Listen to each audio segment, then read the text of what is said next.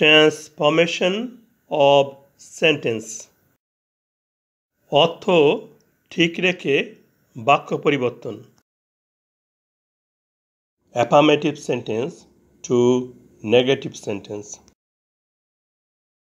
Affirmative sentence: they acted wisely.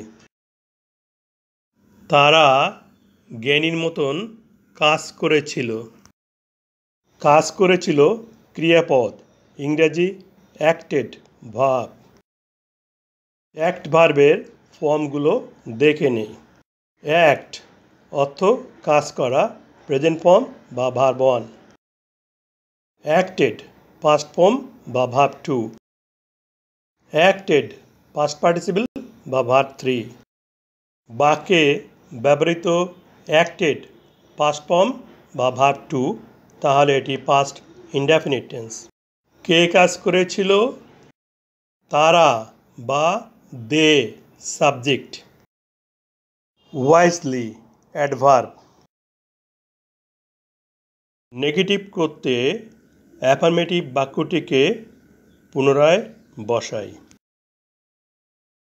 সেন্টেন্সটি principal verb acted দ্বারা গঠিত, তাহলে এটি পাস্ট ইনডেফিনিট টেন্স।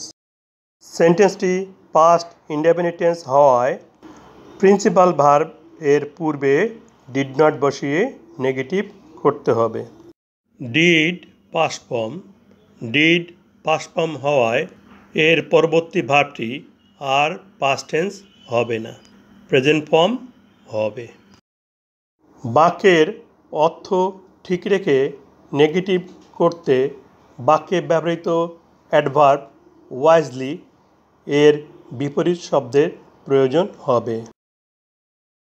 ওয়াইজলি অর্থ জ্ঞানীর মতন। ওয়াইজলি এর অপোজিট ফুলিশলি অর্থ বোকার মতন। বাক্যের অর্থ ঠিক রেখে নেগেটিভ করার জন্য অ্যাডভার্ব ওয়াইজলি এর অপোজিট ফুলিশলি বসাই।